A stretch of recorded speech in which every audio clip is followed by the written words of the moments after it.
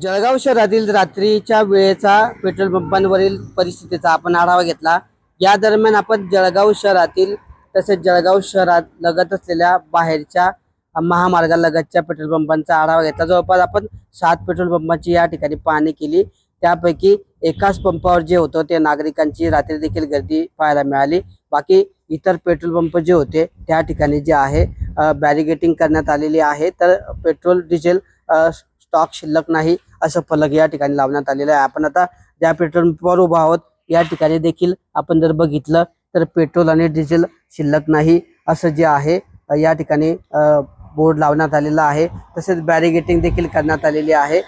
7 पैकी आपण 6 petrol pump जे होते त्या 6 पेट्रोल पंपांवर जे आहे या ठिकाणी पेट्रोल डिझेल शिल्लक नाही असे त्या ठिकाणी फलक लावले होते। तर काही पेट्रोल पंपांवर जे आहे की फक्त डिझेल शिल्लक नाही असे फलक लावल्याचं पाहायला मिळालं।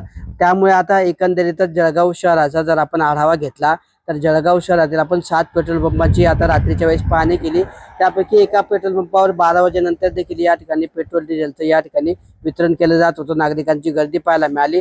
इतर 6 पेट्रोल पंप जे होते त्यापैकी काही पेट्रोल पंपांवर जे होतं डिझेल शिल्लक नसल्याचे फलक लागलेले होते, तर काही पेट्रोल पंपांवर पेट्रोल आणि डिझेल असं दोघंही शिल्लक नसल्याचे या ठिकाणी फलक पाहायला मिळाले। त्यामुळे आता जळगाव शहरातच एकंदरीतच जे आहे पेट्रोल आणि डिझेल बरोबरच आता पेट्रोलचा देखील तुटवडा या ठिकाणी जाणवत असून पेट्रोल आणि डिझेल नो स्टॉकचे फलक पेट्रोल पंपांवर लागलेले असल्याचं पाहायला मिळत आहे।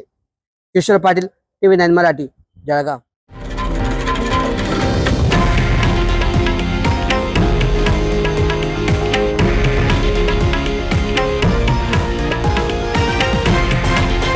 हे आहे देशातील नंबर 1 न्यूज नेटवर्क आणि आपण पाहत आहात TV9 मराठी, एकमेव।